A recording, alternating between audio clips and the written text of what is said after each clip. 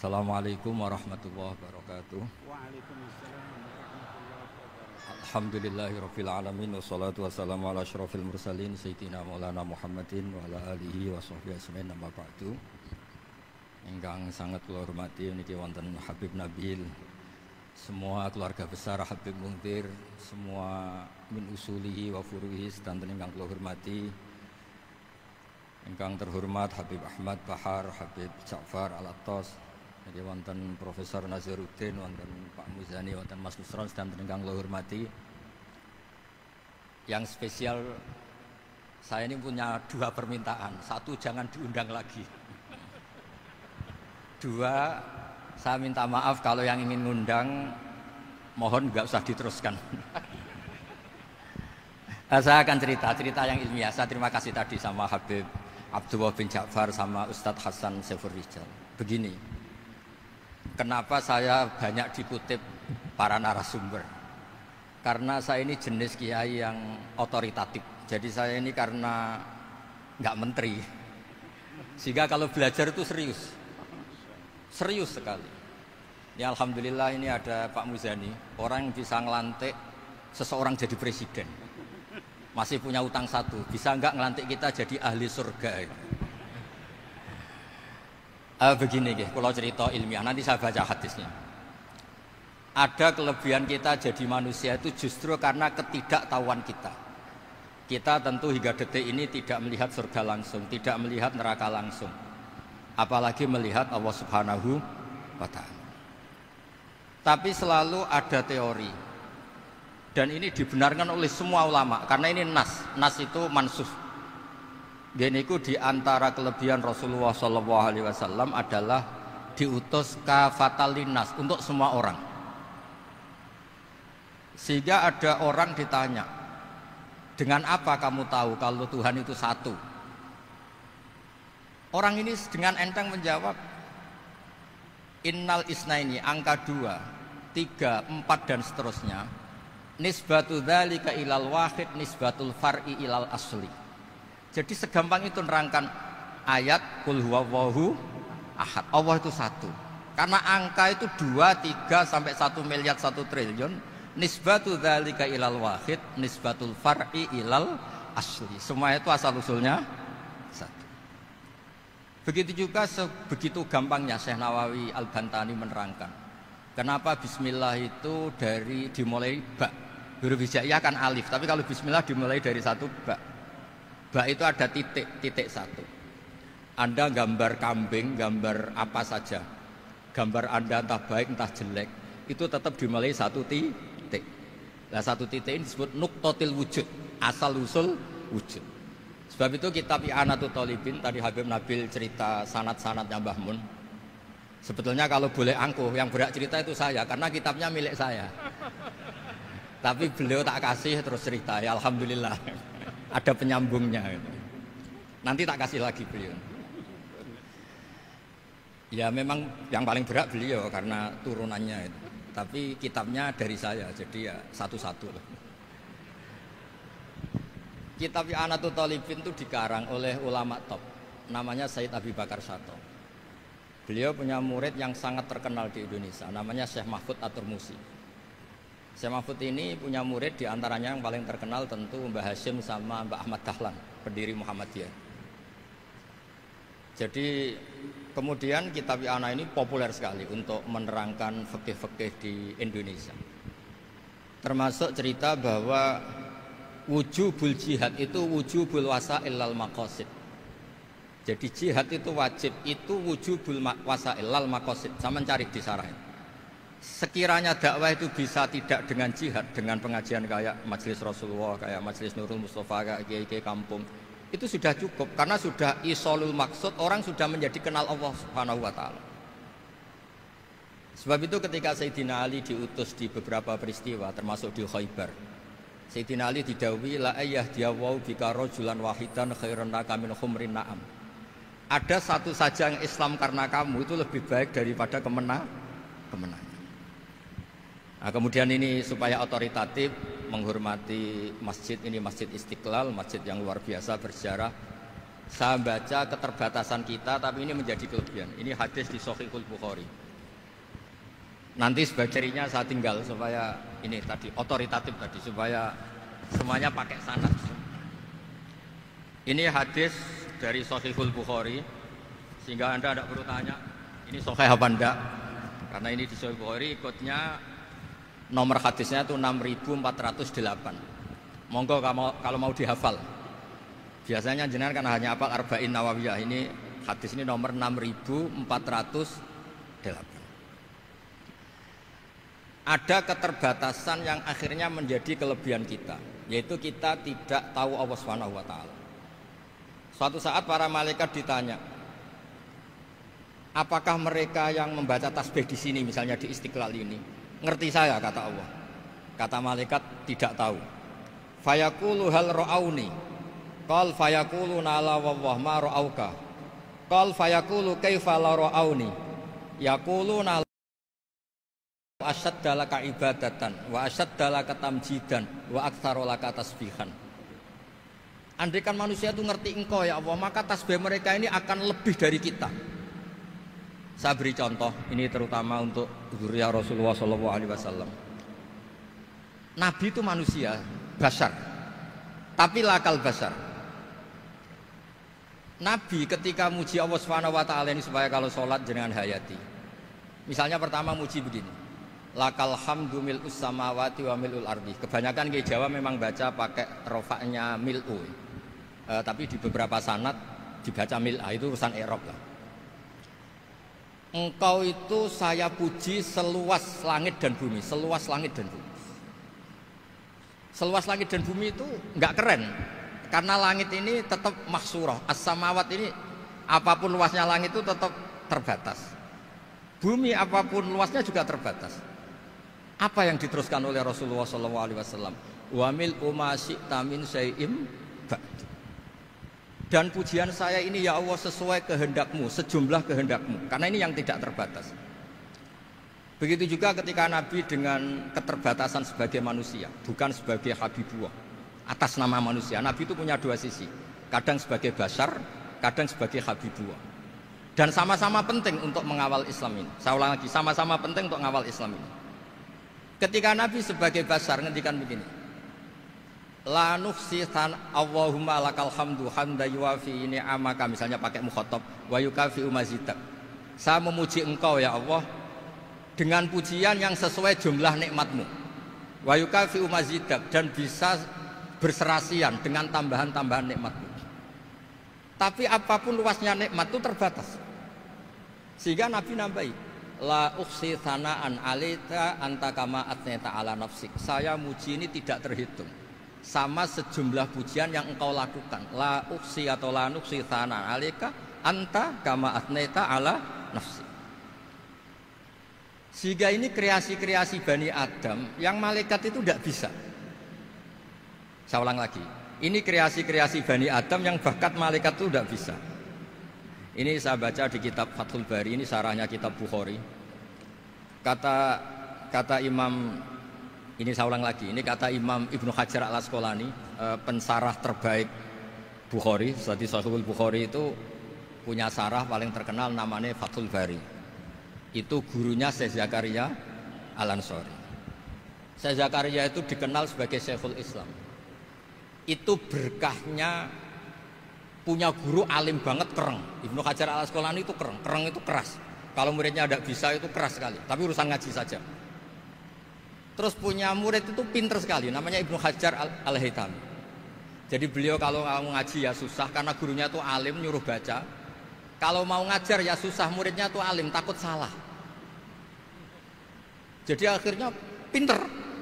Orang punya murid alim alama itu kan bingung. Makanya saya tidak suka kalau Profesor Nazar ngaji saya, nanti ngoreksi repot. Sudah gitu Islamnya beliau formal karena Menteri Agama, saya non formal. Lama-lama Islamnya beliau legal, saya ilegal. Kan jadi repot nanti. Makanya tadi tak bully, tak cocokkan.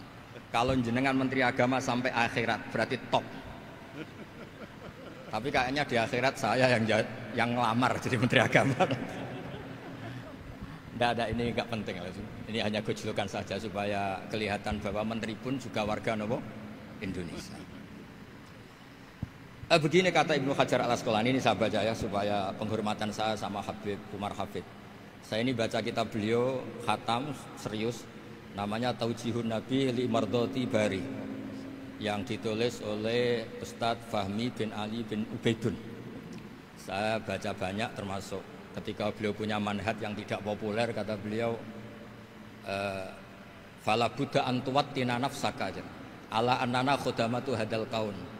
Kamu harus yakin bahwa tugas kiai, tugas ulama itu khudamatu hadal kaun, mengkhidmati semua alam raya ini. Dan jangan pernah putus asa, misalnya melihat non muslim terus kamu putus asa, ini non muslim enggak. Bisa saja suatu saat rubbama aslama fakhasuna islamu, bisa saja dia Islam fakhasuna Islam. Nah, ini wirasah nabawiyah, karena dulu Nabi ketika dari kampung Abdi Yalil dan disakiti, malaikat Jibal itu usul supaya kampung itu dihabisi, kata Nabi apa? La bal arju ayukhrijawah min aslabihim ma ya'budu wa la yusyriku bihi syai'an. Bisa saja bapaknya masih kafir, anaknya Islam, cucu-cucunya napa? Islam.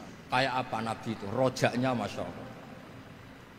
Nah kemudian ini kembali ke tasbih tadi. Kata Ibnu Hajar Al Asqalani, yukhadu min hadal hadis anna dzikral hasil min bani adam a'la wa asyrafu min adzikri al hasil min al malaikah li husuli dzikril adamin ma kasratis syawaghil wa wujudis sawarif wa sudurihi fi alamil ghaibi bi khilafil malaikati fi dzalika kulli. Jadi kita ini enggak melihat Allah langsung, enggak melihat surga langsung, enggak melihat neraka langsung. Tapi cara kita zikir, wis nek wis di neraka yo nuwangis tenan. Padahal yo ora mesti mlebu neraka, lha nuwangis tenanan. Kayak apa iman kita? Nah, iman seperti ini sesuai kriteria awal sing dikersana Allah, alladzina yu'minuna bil ghaib. Maka andekan saya ini kok dikasih mukasyafah sama Allah untuk melihat surga, saya milih enggak melihat supaya ngikuti yang tetap ghaib. Nanti kalau saya melihat langsung kemudian iman, kata Allah, akeh tunggali aku iman mau melihat itu. Jadi kadang-kadang keterbatasan kita ini penting. Makanya masyhur Nabi pernah ngendikan tuba liman ro'ani wa amanabi, tapi wa tuba liman lam yaroni wa amanabi. Kalau orang melihat saya kemudian iman itu biasa. Ini orang zaman akhir tidak melihat saya tapi iman. Kadang-kadang itu enggak lewat Habib yang ganteng itu enggak, lewat mudin. Mudin di kampung rapati di duit, ngono iku mulang tauhid ya mandi. Islam itu digawa Habib ya mandi, digawa menteri ya mandi, digawa mudin ya mandi. Karena Islam itu kafatal, napa kafatal. Nah yang enggak dipunyai malaikat adalah tadi seperti cerita saya tentang Imam Amudi. Segampang itu. Makanya di tradisi pondoknya Mbah Maimun itu ada tradisi qaddimid dirayah ala riwayah. Logika riwayat itu penting karena itu menjadi nyaman. Ya kayak tadi, Allah itu satu. Ketika kita berpikir angka 2, 3 sampai sekian miliar, sekian triliun, nisbatu dzalika ilal wahid, nisbatul far'i ilal asli. Semua itu dibanding angka 1 adalah cabang.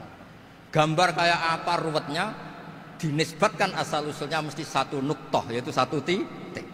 Nah satu titik ini kata pengarang I'anatul Thalibin, bi kana makana wa bi yakunu maya. Nah kemudian terakhir ini enggak boleh lama-lama. Kalau lama-lama nanti sampean pinternya nyanyi saya. Jadi sudah. Tapi enggak apa-apa lah. Saya ini termasuk kiai yang sudah diundang. Ini termasuk Pak MPR, enggak boleh ngundang saya. Pak Nusran apalagi enggak boleh. Itu kalau di kampung sama saya hormat, kalau di sini kok kayak menteri gitu. Menteri betul tapi. Lawang gurunya dia itu teman saya gitu. Jadi tanya ini kalau enggak percaya. Makanya kalau sama saya beliau cium tangan, saya sebetulnya ya nggak siap dicium tangan menteri itu nggak siap. Apalagi dihormati Pak Nazar nggak siap lah. Nanti dikira minta haji malah repot. repot. Saya ini tadi bisik-bisik itu urusan ilmu tasawuf, ya ada urusannya dengan haji ndak. Cocokan. Kenapa beliau suka ilmu tasawuf? Saya kan sering lihat beliau ceramah di TV. Katanya obat Gus obat. Orang kalau belajar tasawuf kan kepenak itu. Kayak wis ahli swarga kan kepenak di tasawuf itu kan memang. Sekarang saya cerita tentang ini karena bidang yang saya tekuni. Ada kitab tentang Ulumul Quran, namanya Al-Mufradat fi Gharibil Quran, dikarang oleh Ar-Raghib Al-Asfihani. Ini kitab luar biasa. Di situ hanya cerita lafat-lafat per kata. Saya tadi sebelum kesini ngajar dulu di pondoknya Beki, Baitul Qurannya Pak Kures, karena memang saya termasuk pengajar di sana. Artinya kalau saya sering ke situ, jangan iri, memang saya termasuk pengajar di sana. Termasuk pengajar yang keren maksudnya. Keren itu artinya pakai referensi, bukan asal. Begini kata kitab itu. Rasulullah SAW itu kan punya nama Muhammad, orang yang banyak sikapnya atau semua sikapnya terpuji. Termasuk ketika sebagai manusia, sama lagi termasuk ketika sebagai apa? Manusia. Sebagai manusia aja Nabi gak pernah salah. Begini kata kitab itu. Nabi-nabi yang keren-keren itu, sama lihat di Ahaditsus Syafa'ah, itu masih egois. Ketika ada haulul mauqif, ada prahara mauqif, itu semua Nabi bilang nafsi, nafsi, nafsi, nafsi. Ketika dimintai syafaat bilang nafsi, nafsi. Tapi Rasulullah SAW itu beliau ngendikan ummati, ummati. Dan beliau ketika dimintai syafaat, kata beliau, sudah, analah, saya bisa memberi syafaat. Kata beliau, fa'akhirru lillahi ta'ala sajidan fayaqulu li ya Muhammad irfa' ra'sak wasal tu'tah wasfa'tu syafa'. Kayak apa hebatnya Rasulullah SAW? Umumnya para nabi melihat akhirat itu sudah akhir dari semua amal. Itu menurut Nabi Muhammad gak keren. Allah itu gak bisa didikte akhirat. Allah itu Tuhan, tetap yaf'alu ma yasha. Jadi gak bisa misalnya sudah akhirat orang nyuwun sewu, terus tanya, ya Rasulullah ini sudah akhirat kok jenengan sujud bareng ini gimana? Ini sudah nggak darul amal tapi ini darul jaza, tidak bisa. Akhirat nggak bisa dibatasi. Karena akhirat nggak bisa membatasi Allah, Nabi tetap dengan rileksnya minta sama Allah. Fa ahmaduhu bima hamida 'allamani ya Rabbi. Kemudian saat itu saya muji-muji Allah dengan pujian yang luar biasa. Terus kata kitab itu, fa Muhammadun Ahmadu min ghairihi. Makanya beliau punya nama Ahmad. Ahmad itu afal tafdil, bukan fi'il mudhari' waqi' mutakallim. Ini pernah madrasah dulu di Kutsian. Tamat. Alhamdulillah. Beliau kalau di rumah hormatnya tidak kayak tadi, lebih dari itu. Tadi di sini pejabat tuh. Sembrono ya, di sini itu kenapa tuh. Ya tapi nggak apa-apa itu. Tadi sudah dipuji, akhlaknya baik, apa-apa baik, alhamdulillah. Fa Muhammadun Ahmadu min ghairihi.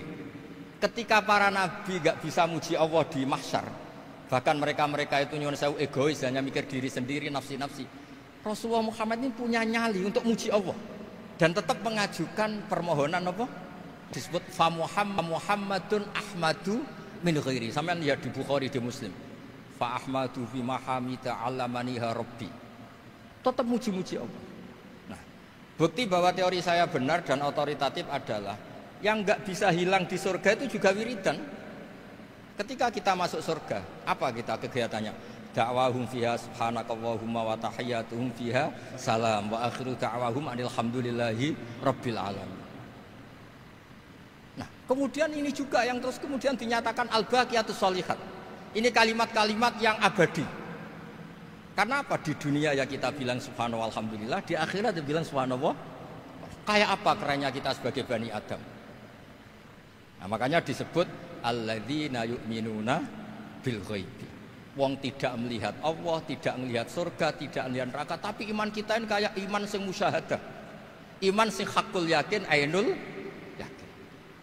Kenapa demikian? Ya karena tadi kita diajari terus menerus oleh Rasulullah SAW. Yang terakhir saya cerita mukjizat. Ini juga terkait dengan betapa mudahnya hadad din ini di logika, dicerna. Kata Rasulullah SAW, sabda Nabi di hadis, salang lagi ini hadis sahih, di bab awal Fadailul Quran di Sahihul Bukhari. Dicek, kalau nggak percaya dicek.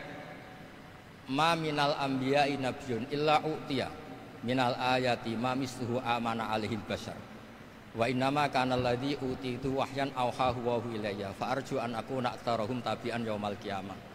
Enggak ada nabi kemudian kecuali dikasih wahyu, dikasih mukjizat. Dan mukjizat ini dahsyat sehingga orang itu dipaksa iman. Kayak Nabi Soleh ada unta besar keluar dari batu. Nabi Musa punya tongkat dipukulkan ke Laut Merah langsung menyibak jadi daratan. Tapi kata Nabi Muhammad SAW, kata, saya itu tidak punya mukjizat kayak itu, juga gak ingin. Saya ini dikasih mukjizat Al-Quran. Dan saya berharap karena mukjizat Quran ini adalah terus kemudian umatku menjadi yang terbanyak ila yaumil ya. Sekarang kita berlogika. Ini kata kitab Fathul Bari lagi. Kita berlogika. A'jaza yu'jizu i'jazan. Sesuatu yang menjadikan orang lain gak mampu disebut i'jaz. Kemudian karena ayat menjadi mukjizat, sesuatu yang kita sepakat tidak mampu. Nah kalau itu masalahnya, tongkat dipukulkan laut kemudian menjadi kering, kita mampu enggak? Enggak kan? Tapi pertanyaannya, Anda bikin nyamuk mampu enggak? Enggak kan? Anda bikin sapi, bikin unta mampu enggak? Enggak kan? Makanya Nabi Muhammad SAW cukup, sudahlah kamu itu manusia, bahkan sekedar menciptakan lalat itu enggak bisa. Inna Allaha la yastahi ayyadriba mathalam ma'ba'udatan. Kemudian mukjizat ini sama Nabi dicontohkan hal-hal yang keseharian kita. Wa min ayatihil lailu wan naharu wasyamsu wal qamar. Sekarang peristiwa laut dibelah Nabi Musa dengan matahari yang enggak pernah turun mesin, itu keren mana coba? Keren matahari yang enggak pernah turun mesin. Terus kata Ibnu Hajar Al-Asqalani, li'annal mu'jizat al-madiyah kanat khisyatan tusyahadu bil absor kana qati soleh wa asa Musa wa mu'jizatul Qur'an tusyahadu bil basirah fakana man yattabi'uhu atau yatba'uhu li ajliha aksar fa innal ladzi yusyahadu bil absor yang qaridu bingkiradi musyahidihi wal ladzi yusyahadu bil basirah bakin. Ya saya ulang lagi, bakin. Ya, bagian terus disaksikan orang sing ja'a badal awali mustamirran. Begini logikanya. Mukjizat kayak nakoti soleh atau aso Musa yang terkenal. Saya andaikan jadi umatnya Nabi Musa terus dikasih tongkat itu, terus bisa apa coba? Ketika kita punya utang disuruh nyaur ya nggak bisa dipakai jaminan kan. Sudah gitu orang tanya ini asli apa enggak? Kalau asli buktikan, kan ya repot. Tapi kalau kita jadi umatnya Rasulullah SAW ditunggoni Quran, punya banyak masalah resepnya sabar.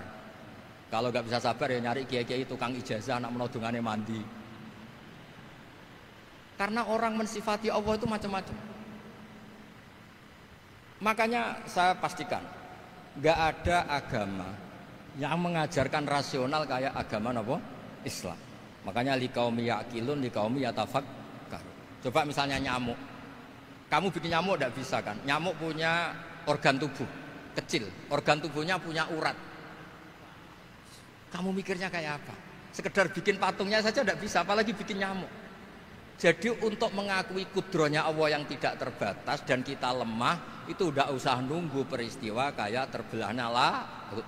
Cukup wa ma min dabatin fil ardi wala ta'ir yatiru bi janahihi illa umamun amsalukum inna fi khalqis samawati wal ardi waqtilafil laili wan nahar seterusnya la ayatil liqaumi yaqil.